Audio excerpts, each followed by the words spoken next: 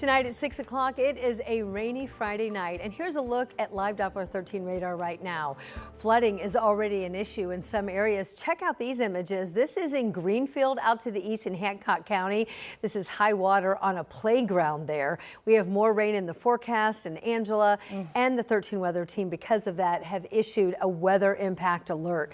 So Angela, we're talking about Shelby County to the east has already issued some evacuation warnings there because they're concerned about flooding there. Yes, and the water will continue to rise, and we just need to be really careful. Once it gets dark and we add more rain to the mix, some of it heavy tonight, it's impossible to see that high water. Right. So try not to drive overnight in areas that you don't know. If you're familiar with your area and you know, that's a different story, but we just want you to be aware that we've got more rain coming. Flood watches for everybody. All of the rivers are high and getting higher under flood warnings, and we're going to add some additional heavy rain as we head through the overnight hours and into the weekend. A little bit of good news right now. We're getting a bit of a break, but you can see the rain already building back across the state line near Champaign, Illinois. That will continue to build, and what you see across Illinois will continue to move our way. Also concerned with the severe storms developing down to our south of the Ohio River. That's where the severe threat is right now, but the potential it moves farther north and impacts areas south of I-70. Not a big tornado threat, but it's not zero either. Damaging wind and that threat of tornadoes between 10 p.m. and 4 a.m. It's an overnight event. Make sure you have several ways to get warnings. Thanks, Angela. You know, right now our ground is already saturated, and that's frustrating because it means there's no extra place for this extra rain to go. Samantha Johnson looked into that today by spending the day near Seymour. That's where the rivers right now are just a few feet from record levels. Here in Jackson County, lakes are rising, crop fields are already covered in water. This here behind me is the East Fork of the White River. It's already out of its banks with more rain expected in the coming days.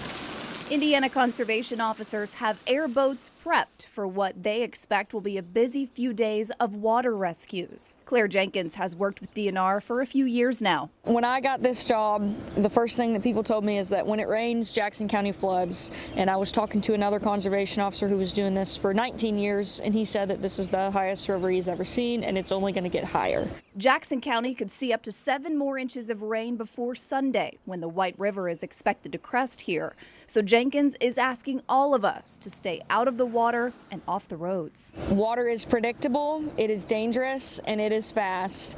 So prepare yourself now, hunker down, and wait till the water recedes. In Jackson County, Samantha Johnson, 13 News. Crews statewide are preparing for potential flooding.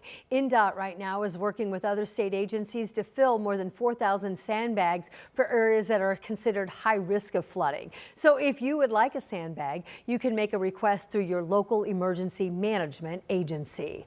And we're working hard to make sure that you are informed of the chance for severe weather with the heavy rain and the storms that are predicted for tonight and tomorrow. Make sure you're prepared by downloading WTHR Plus. That way you can follow our live Doppler 13 radar. You can stream in-depth forecasts and watch our extended weather coverage. You can download on your TV and you can stream it free of charge.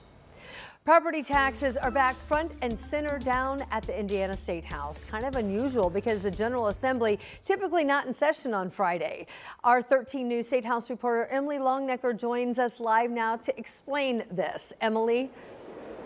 Yeah, and they weren't in session today either. You know, this place is empty right now. Take a look. It's Friday. There was no session. Most lawmakers are not here, but there's only 3 weeks to go in this legislative session, and there's still a lot of work to do, including passing a property tax relief bill. So that brought House Republican leadership back to the State House today to unveil their version of what they believe property tax relief should look like.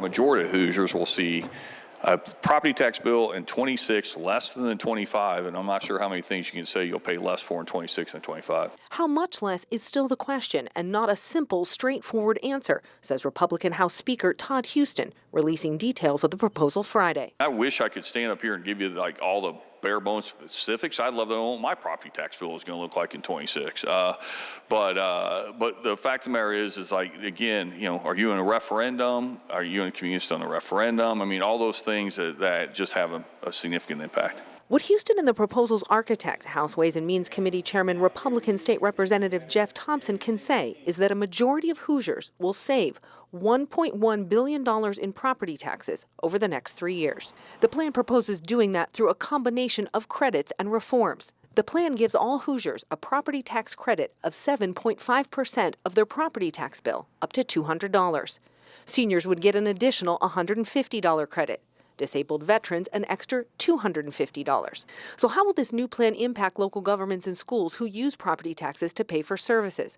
Thompson says they'll still get more money next year, just not as much as they thought. Also, SB 1 includes language from another bill, Senate Bill 518, that would require public schools to share money raised through referenda with charter schools.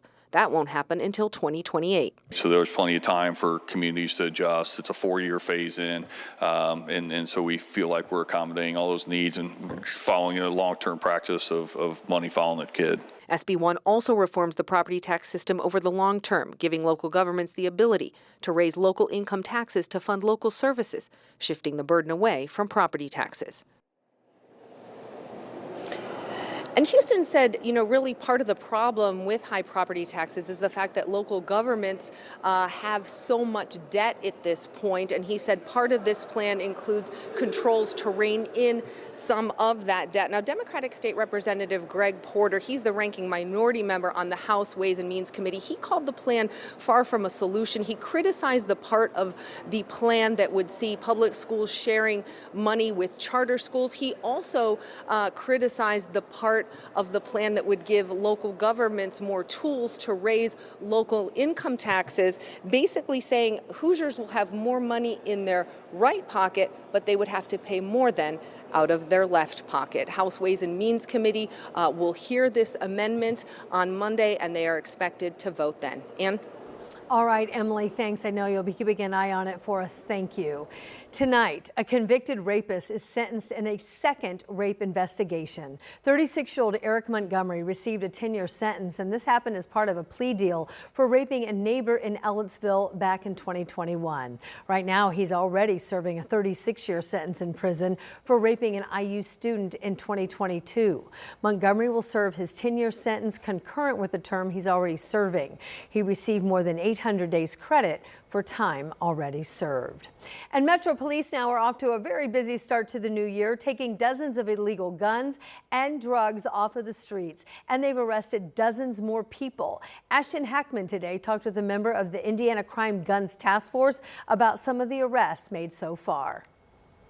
Yeah, it's already been a busy year so far for the Crime Guns Task Force. They say they've seized 115 illegal guns off the streets and have confiscated more than 150 machine gun conversion devices. Aside from that, they say that they have arrested 75 people on state charges and 6 more on federal charges. But they say that this is not a solution that they are working on alone. They are working with police departments from surrounding counties and communities to clean up the streets. Crime doesn't know any boundaries, so these individuals, while they might reside in Indianapolis, doesn't mean they're not committing crimes in Boone County, Hamilton County, Johnson County. With the Crime Guns Task Force, the good thing about that is we have a partnership with many agencies outside of just IMPD, including agencies in other counties. Now, the task force says they are also working to get drugs off the streets. So far this year, they've seized over 500 grams of fentanyl and over 1,800 grams of methamphetamine. They say by targeting these specific criminals, they will get guns and drugs off the streets of Indianapolis and the surrounding communities. In Indianapolis, Ashton Hackman, 13 News. Upgrades are now coming to a historic park in Indianapolis on the near north side. We'll let you know when the work there is expected to wrap up. Plus, some good news for boilers. Tuition to Purdue is staying the same now for the 14th straight year. Why the university says this is an important step to make for families. Angela? Anne-Marie, stormy with heavy rain tonight and a soggy Saturday ahead. I'll have your weekend forecast.